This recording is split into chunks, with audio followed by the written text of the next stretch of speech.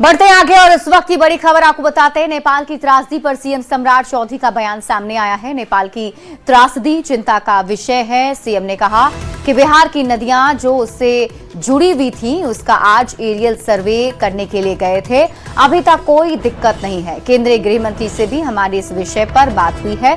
उन्होंने भी इस विषय पर जानकारी ली और मुख्यमंत्री सम्राट चौधरी ने आश्वस्त किया है कि अभी बिहार में वैसे हालात नहीं हैं। और तस्वीरें टीवी स्क्रीन पर आपको दिखा रहे हैं मुख्यमंत्री सम्राट चौधरी की, जब वो एरियल सर्वे कर रहे थे। बताया जा रहा है कि आज सीएम खुद मौके पर पहुंचे। उन्होंने हवाई सर्वेक्षण करके जानकारी ली और सीएम ने इसकी जानकारी भी जनता के साथ साझा की है, जिसमें उन्होंने कहा कि केंद्रीय गृह मंत्री से भी बात हुई है।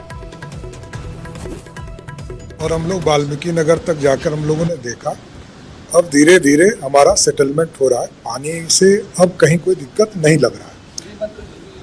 आदरणीय गृह मंत्री जी ने आदरणीय प्रधानमंत्री जी का लगातार संपर्क रहा।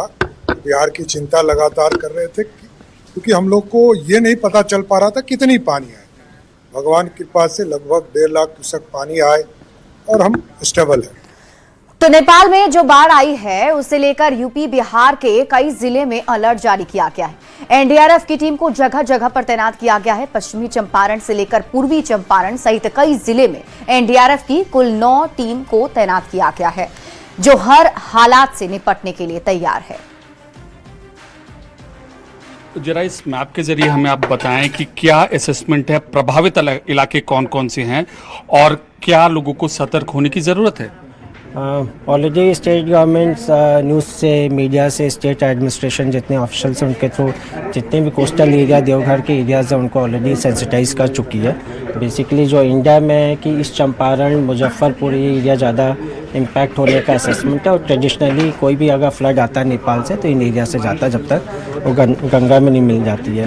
तो इसके लिए 2 टीम एनडीआरएफ की वहाँ पर ऑलरेडी डाइवर्ट कर दिया गया। ये अलावा कि स्टेट गवर्नमेंट ने भी काफ़ी रिसोर्सेज वहाँ पर लगाए हुए हैं। बुंदेला जी, भारत के लोगों को किस तरीके से सावधान रहने की ज़रूरत है इस त्रासदी में जो नेपाल से होती भी आ रही है?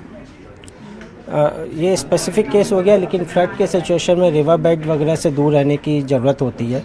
और स्पेशली हिल एरिया में मैं जनरली बोलूँगा कि हिल्स में जब इस तरह की फ्लैश फ्लड और फ्लड की गुंजाइश होती है तो रिवर बेड से दूर रहना, उस एरिया को ज़्यादा यूज़ नहीं करना ज़्यादा महत्वपूर्ण होता है। एक अंतिम सवाल, अभी थ्रेट असेसमेंट क्या है? चूंकि आप प्रीमियर सेफ गार्डिंग एजेंसी हैं, तो उस हादसे को लेकर अभी क्या है आपका? इसको मॉनिटर कर रहे हैं अभी। CWC भी मॉनिटर कर रही है, वाटर फ्लो मॉनिटर कर रही है, उसका डेटा शेयर हो रहा है। तो इसको आज दिन में इसका प्रोग्रेस और देखा जाएगा। लेकिन प्रिवेंटिव एक्शन स्टेट गवर्नमेंट ने, सेंट्रल गवर्नमेंट ने ऑलरेडी इसमें लिया हुआ है। तो एक बड़ी त्रासदी से निपटने के लिए हमारे देश की एजेंसियां तैयार हैं और इस तरीके से एनडीआरएफ अपनी पूरी जो तैयारी है वह करते हुए। कैमरा पर्सन विपिन पुजारी के साथ अमित पांडे, दिल्ली न्यूज़ 18।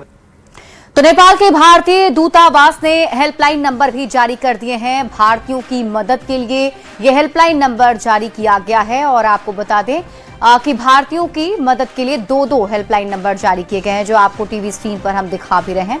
ये वो नंबर हैं जिन नंबर को आप सेव करके रख सकते हैं और इन नंबर के जरिए आप संपर्क कर सकते हैं। बहुत सारे ऐसे भारतीय थे जो नेपाल गए थे, उनके बारे में भी जानकारी नहीं मिल रही है। तो नेपाल में आई विनाशकारी बाढ़ के बाद बिहार के कई जिलों में भी हाई अलर्ट है। ऐसे में मुजफ्फरपुर में